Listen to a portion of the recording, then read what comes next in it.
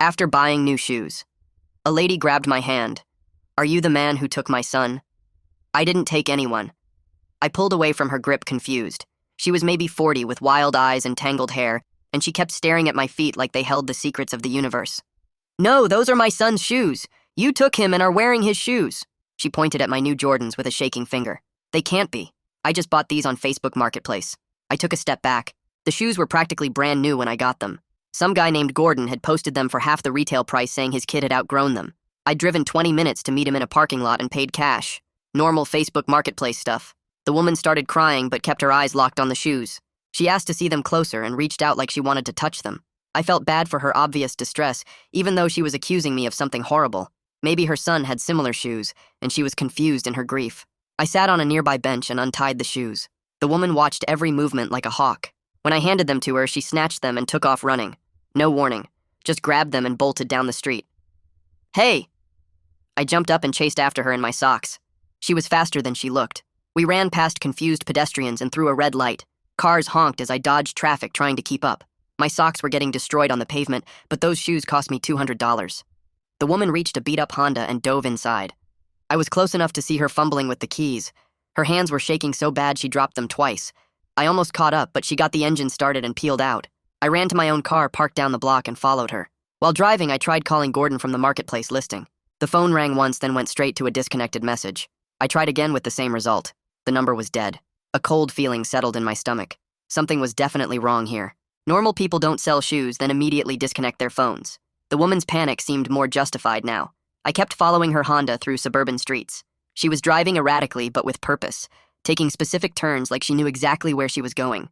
After 10 minutes, I realized we were heading toward the police station downtown. She pulled into the lot and parked crooked across 2 spaces. I followed her inside, still in my destroyed socks. She was already at the front desk, clutching the shoes and yelling for someone named Daniel. The desk sergeant looked concerned and made a phone call. Within seconds, a uniformed officer came running from the back. "That woman stole my shoes!" I pointed at the woman, but she was already showing the shoes to the officer. "Babe, look! These are Darren's!" The officer's face went white. He took the shoes with trembling hands and examined them closely, turned them over, checked inside. His breathing got faster with each second. "Our son has been missing for 4 years. His voice cracked as he looked at me. "Where did you buy these?" 4 years. Their kid had been gone for 4 years, and somehow his shoes ended up on Facebook Marketplace. I told them everything I knew. Gordon's listing, the parking lot meetup, how he'd said his kid outgrew them, the disconnected phone number.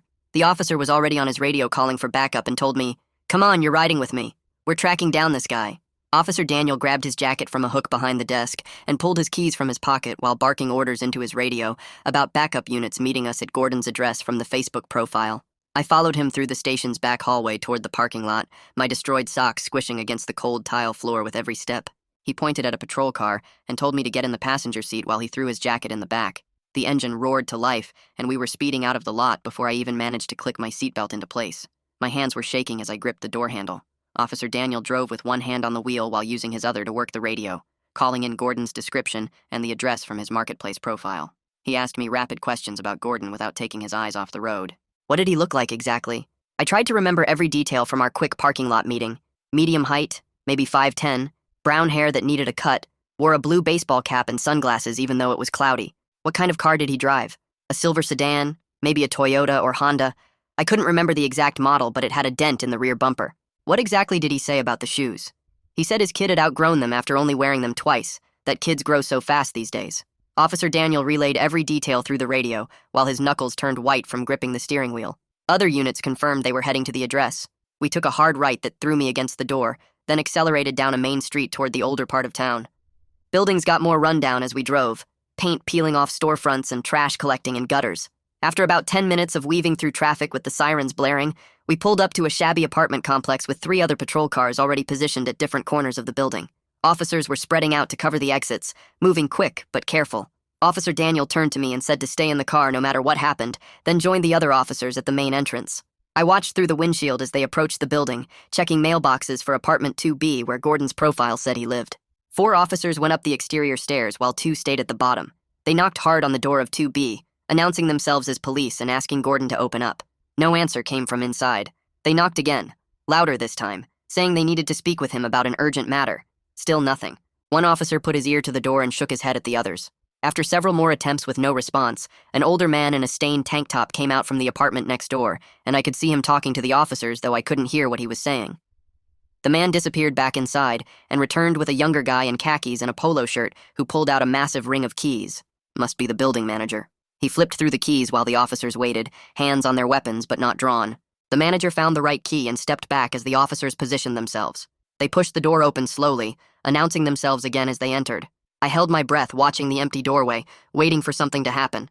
Minutes passed that felt like hours. Finally, Officer Daniel came back out and walked to the car, his face tight with frustration. He got in and slammed his hand on the dashboard. The apartment was empty except for some old furniture that looked like it came with the place. The manager said Gordon had moved out 2 weeks ago, paid his last month's rent in cash, and left no forwarding address. This guy had been planning his exit. We drove back to the station in silence except for Officer Daniel updating dispatch that the suspect wasn't at the listed address. Back at the station, an older detective in a wrinkled suit was waiting for us in the lobby. Detective Tom Gallegos, he introduced himself, explaining he'd be taking over the case since Officer Daniel had personal involvement and couldn't officially lead the investigation. Gallegos had gray hair and moved like someone who'd been doing this job for decades. He led me to an interview room and asked me to go through everything again from the very beginning while he set up a digital recorder on the table between us. I told him about seeing Gordon's marketplace listing, the photos of the shoes, how the price was too good to pass up. Gallegos took notes on a yellow legal pad while I talked, occasionally asking for more details. How long was the listing up before I contacted him? Maybe 3 days. Did Gordon suggest the meeting location, or did I? He did. Said the parking lot was convenient for him. Did anyone else respond to the listing that I knew of? The post showed other people had viewed it, but I was the first to message him. After going through everything twice more, I gave Gallegos access to my Facebook account so he could see the messages between me and Gordon.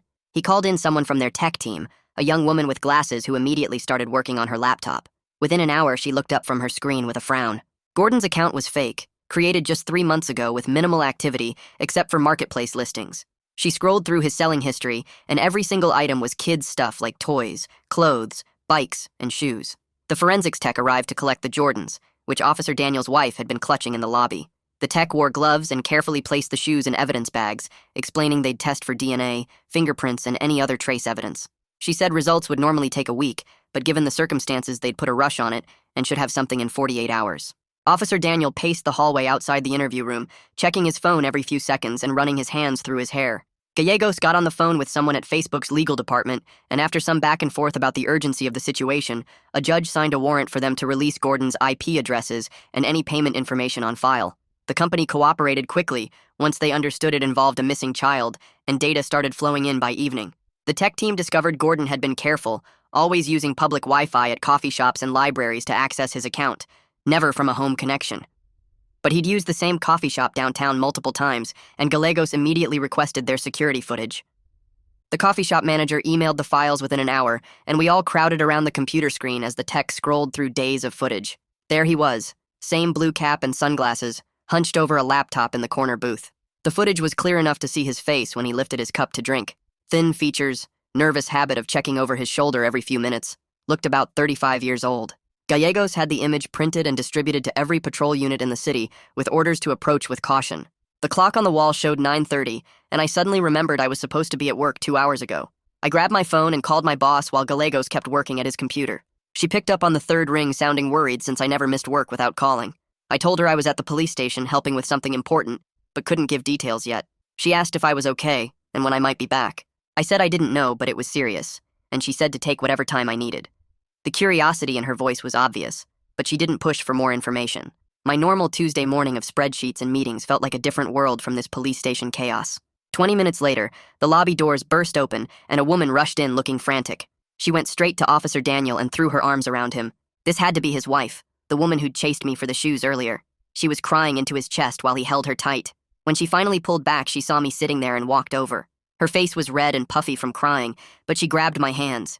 She thanked me over and over for not just walking away when she acted crazy in the street. She kept saying those shoes meant Darren might still be alive somewhere. Officer Daniel put his arm around her shoulders, and they stood there together looking broken but hopeful.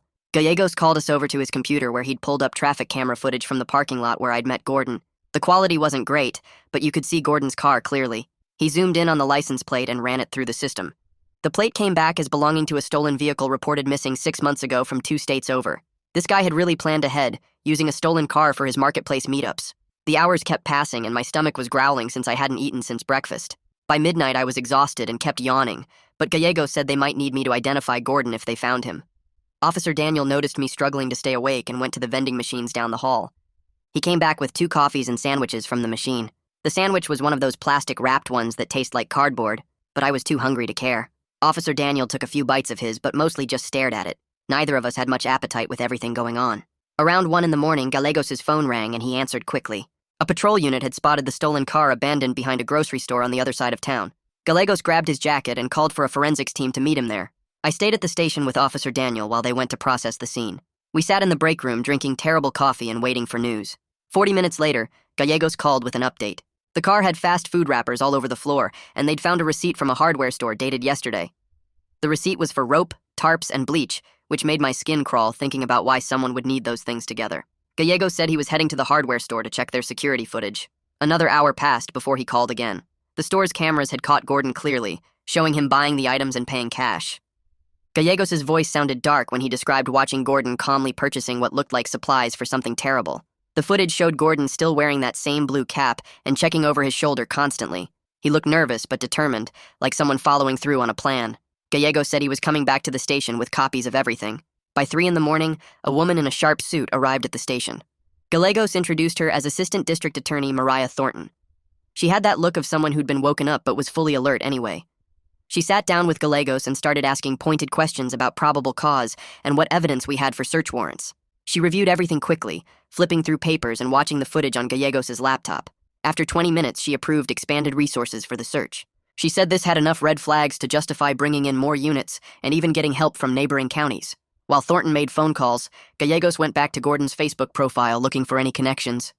The account only had one friend who'd messaged him regularly over the past month. Gallegos tracked down her phone number and called even though it was the middle of the night. The woman was confused at first but remembered Gordon because she'd bought a tricycle from him for her grandson. She said he'd seemed nice enough, but mentioned he had to get back to his place near the old industrial district. That narrowed down the search area significantly, since the industrial district only covered about 10 square blocks. Gallegos immediately got on the radio coordinating teams to start searching abandoned warehouses in that area. There were dozens of old buildings to check, and it would take time to search them all safely. Officer Daniel stood up when he heard the teams mobilizing, but Gallegos shook his head. He couldn't let Officer Daniel join the search since he was too personally involved. Officer Daniel's face went red, and he looked ready to argue, but his wife grabbed his arm. She reminded him that the other officers would do everything possible to find Gordon. Officer Daniel sat back down hard in his chair, his hands clenched into fists. The waiting was clearly killing him, but he had to follow protocol.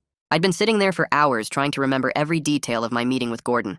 Something kept nagging at me about our transaction, but I couldn't figure out what. Then suddenly it hit me like a punch to the gut. Gordon had a bandage wrapped around his left hand when we met. When I'd asked about it, he'd said he'd scraped it in his workshop while fixing something. He'd specifically used the word workshop, not garage or basement or shed. I immediately told Gallegos about the workshop comment, and his eyes lit up. He grabbed his radio and started barking orders about checking warehouses with active power in the industrial district.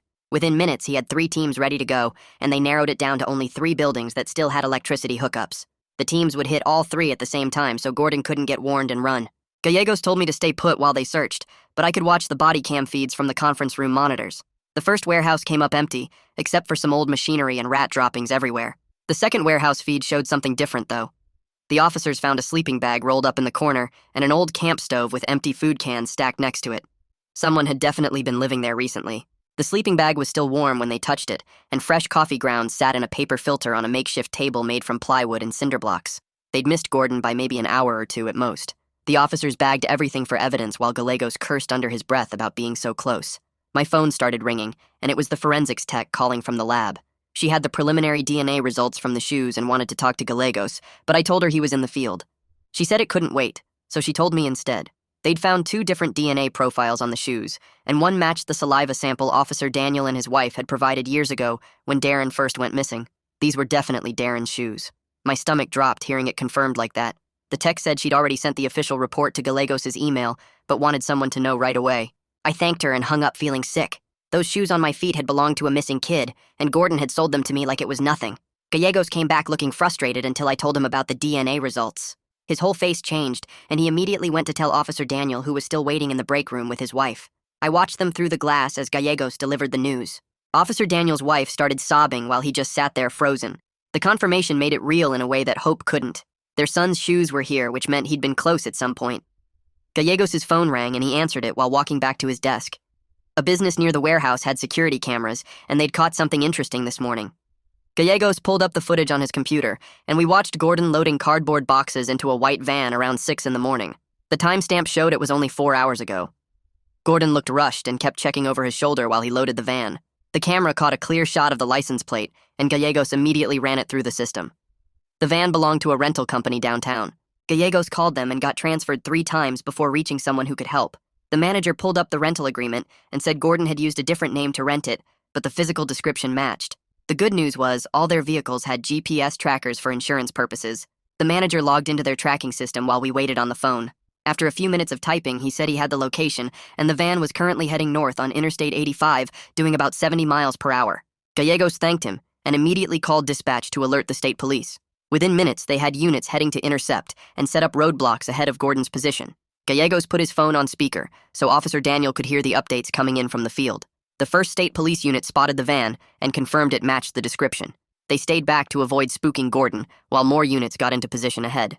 The roadblock went up at mile marker 42, and traffic started backing up immediately. We watched the GPS dot on Gallegos' screen getting closer to the roadblock. Then suddenly the dot veered off the highway at the last exit before the roadblock. Gordon must have seen the police cars or the traffic backing up. The GPS showed him taking rural roads now, and his speed dropped to 40 miles per hour. He was heading into farm country, where there were fewer cameras and lots of places to hide. The search area just got way bigger and harder to cover. State police units scrambled to follow while Gallegos coordinated with the local sheriff's department. They knew those back roads better than anyone and could help cut off escape routes. The GPS kept updating every 30 seconds, showing Gordon taking seemingly random turns through the countryside. About 20 minutes later, Gallegos' phone rang with a 911 dispatcher on the line. A farmer had just called in about a white van matching the description parked behind his barn. The farmer said he'd gone out to check on his cows and saw the van sitting there with nobody around it.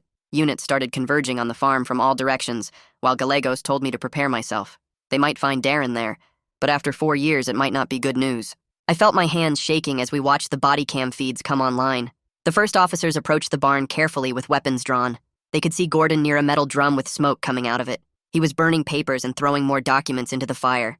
The officers yelled for him to stop and put his hands up. Gordon looked at them for a second, then just dropped the papers he was holding and put his hands on his head. No fight at all. He looked almost relieved as they cuffed him and pulled him away from the burning drum. Other officers grabbed a fire extinguisher from their car and put out the fire to save whatever documents were left. The partially burned papers looked like records or lists of some kind. While they secured Gordon in a patrol car, the other officers searched the van. The body cam showed them opening the back doors, and I heard several officers gasp at what they found inside. Boxes of children's clothing all sorted by size, toys still in packages, school backpacks with name tags ripped off, and worst of all was a manila folder full of photographs. The officer wearing the camera flipped through them, and I saw at least 5 different kids, including one that looked like it could be Darren from the old missing posters. Gallegos' face went dark as he processed what this meant. This wasn't just about one missing kid anymore. The station got busy fast with officers running in and out, while Gordon sat in the interrogation room not saying a word.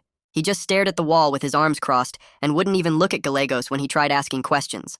After about 20 minutes, Gordon finally said he wanted a lawyer and then went completely silent again. The court had to send someone, and it took almost 2 hours before this tired-looking public defender showed up carrying a stack of folders. She looked like she'd been working all night, and her eyes went wide when Gallegos explained what Gordon was accused of. While they waited for the lawyer to talk to Gordon, other officers were already back at the barn searching everything. Gallegos kept getting updates on his phone, and each one made his face look worse. They'd found a hidden door in the barn floor covered by hay bales that led down to some kind of storm cellar. The officers going down there had to use flashlights because there was no electricity, but what they found made them call for the forensics team immediately. The cellar had been turned into a living space with 3 small beds pushed against the walls and a chemical toilet in the corner. The worst part was the door only had locks on the outside, which meant whoever stayed down there couldn't get out on their own. My skin felt like bugs were crawling on it just thinking about kids being kept in that dark hole. The forensics team spent hours down there collecting DNA samples from the beds and walls, while Gallegos started going through those photos from the van more carefully. He had missing children reports spread across 3 desks and was comparing faces one by one. Within an hour, he'd matched 3 kids from the photos to reports from other counties going back 2 years. Each match made him pick up his phone to call another police department, and soon we had officers from 3 different towns heading our way. Officer Daniel had been pacing the hallway, but when Gallegos told him about the cellar, he just stopped walking and stared at nothing. His wife grabbed his arm as his whole body started shaking, and he had to sit down on a bench. She held him while he put his head in his hands, and I could see his shoulders moving like he was crying, but trying not to make noise. The waiting was killing all of us, but it was destroying them knowing their son might have been kept in that cellar. About an hour later, Gallegos got another call that made him grab his jacket and head for the door. The search team had found disturbed dirt behind the barn that looked like something had been buried and dug up multiple times. My heart dropped into my stomach thinking about what that might mean. They were bringing in special equipment, including ground radar and dogs trained to find bodies. Officer Daniel heard what was happening and jumped up trying to follow, but two other officers had to physically hold him back. His wife was crying and begging him to stay with her instead of going to see whatever they might find. The next 2 hours felt like days while we waited for news from the barn. Gallegos kept his phone on speaker so we could all hear the updates as they came in. First, the dogs walked all around the disturbed ground but didn't alert, which meant they didn't smell any bodies. Everyone in the room let out a breath they'd been holding. Then the radar showed metal containers buried about 3 feet down in neat rows. The team started digging carefully to preserve any evidence and pulled up the first container after about 30 minutes. It was a metal toolbox with a padlock that they had to cut off. Inside were children's clothes, all folded neatly with a paper on top that had initials and a date from 3 years ago. They kept digging and found more containers, each one with different initials and dates. The 7th container had DM and a date from 4 years ago. Officer Daniel knew those were his son's initials before anyone said it out loud. When they opened it, they found Darren's jacket that his parents had described in the missing person report, and his school backpack with his name still written on it in marker. His mom grabbed the phone from Gallegos and begged them to look for anything else, but that was all that was in that container. By the time they finished digging, they'd found 14 containers total with belongings from different kids. Back at the station, Gordon's lawyer finally came out of the interrogation room looking sick. She walked straight to Mariah Thornton, who'd shown up to handle the prosecution, and they went into a conference room. Through the glass door, we could see them talking with lots of hand gestures. After about 10 minutes, Thornton came out and told Gallegos that Gordon wanted to make a deal. He'd tell them where the children were in exchange for life in prison instead of the death penalty. Thornton said the state needed proof that at least one child was still alive before they'd consider any deal. The lawyer went back to Gordon while Thornton started making calls to her boss. While this was happening, the news had already picked up the story, and the parking lot was filling up with reporters. One of them must have gotten Gordon's name because suddenly, Gallegos' phone rang with a man saying he'd seen Gordon on TV. Eric Frazier said he'd been Gordon's landlord 2 years ago, and Gordon had rented a storage unit from him too. He always paid in cash and acted really weird about anyone going near the storage area. Frazier gave Gallegos the address of the storage place across town. 3 patrol cars headed over there immediately, while Gallegos called ahead to the storage facility. The manager, Sloane McCallum, met the officers at the gate with her master keys, and her hands were shaking, so bad she could barely hold them. She led them to Unit 47 and had to try 3 times before she got the key in the lock. When the door rolled up, everyone stepped back not knowing what they'd find. The unit was full of filing cabinets and cardboard boxes all labeled with years. The officers put on gloves and opened the nearest box, which was full of notebooks. Gordon had been keeping detailed records of everything, including names, dates, and most importantly, buyer information for whoever he'd been selling to. The officers started pulling notebooks out and flipping through pages, while Gallegos put on reading glasses and grabbed the first one. His face changed as he read, and he called another officer over to look at something on the page. They were both silent for a minute. Then Gallegos turned to face us with the notebook still in his hand. He said Gordon hadn't killed any kids based on what he was reading. The notebook had columns with dates and initials and dollar amounts next to each one. Officer Daniel pushed past everyone to see for himself and grabbed the notebook from Gallegos. His eyes moved across the pages, getting wider with each line he read. The amounts ranged from $20,000 to $50,000 per entry. His wife asked what it meant, and Officer Daniel dropped the notebook and ran outside. We heard him throwing up in the parking lot while his wife started screaming and crying at the same time. Gallegos picked up the notebook and kept reading while other officers opened more boxes. Each box had similar records showing transactions going back 6 years. The storage unit had become a crime scene with officers taking photos of everything before bagging it as evidence.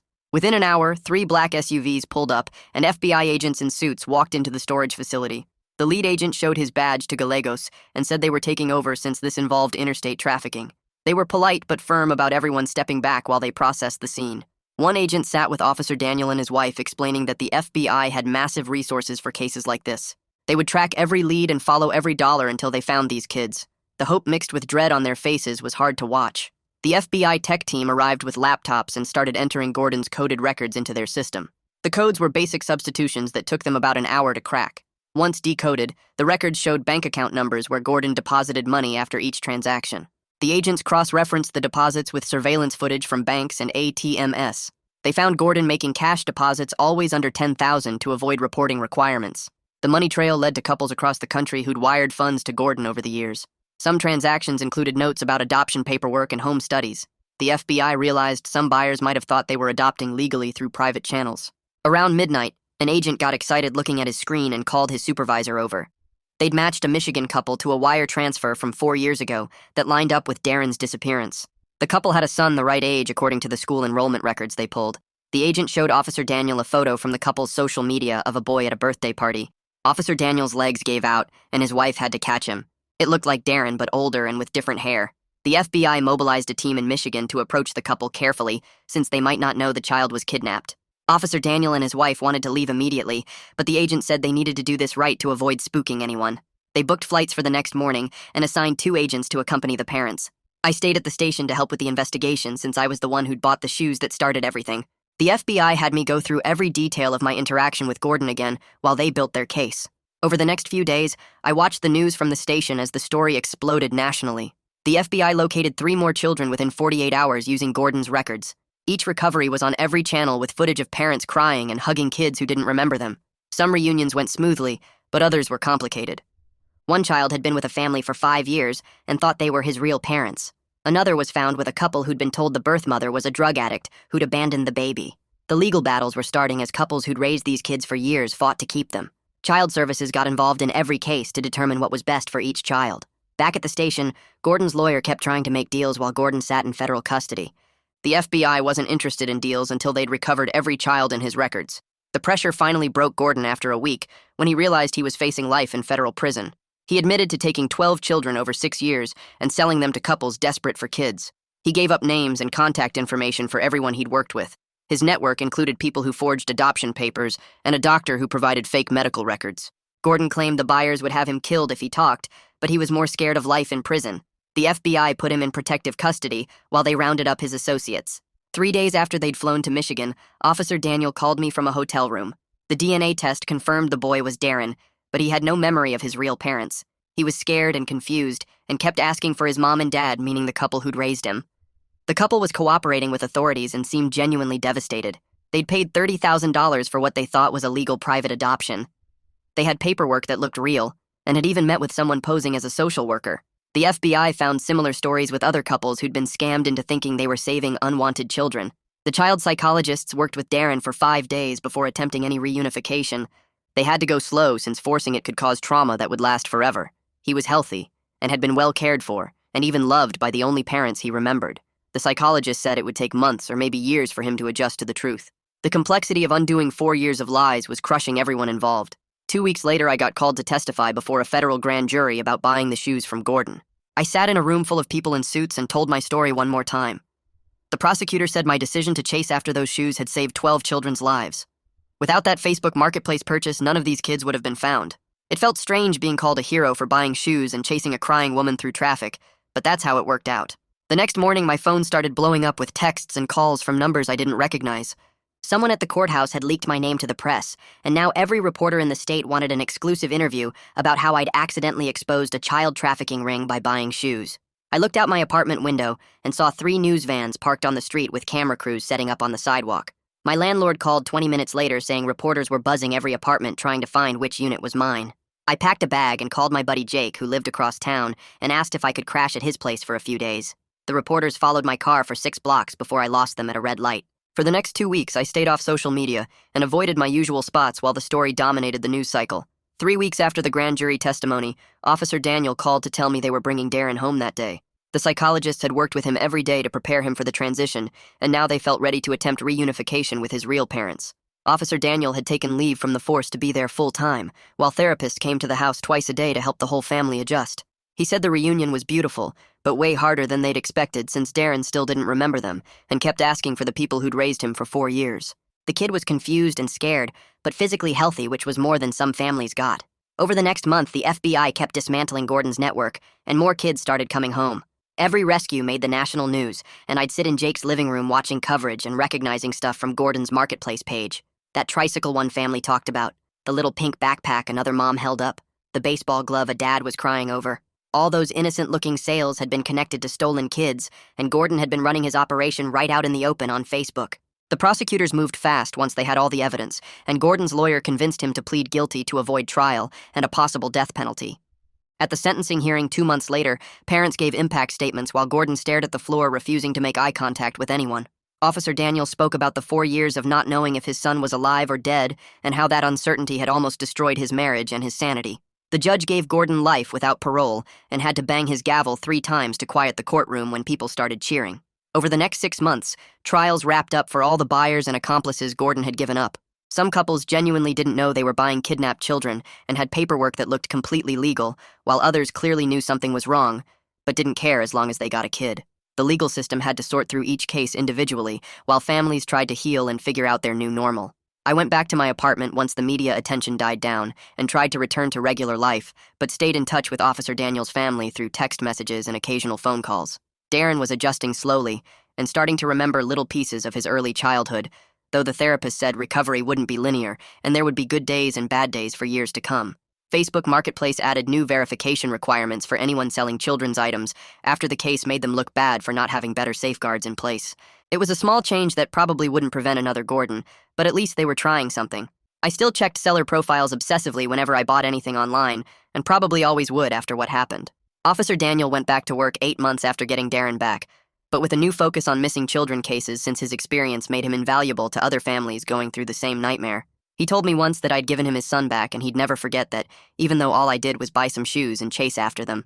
A year after everything started, I got an invitation to Darren's birthday party and decided to go even though I felt weird about it.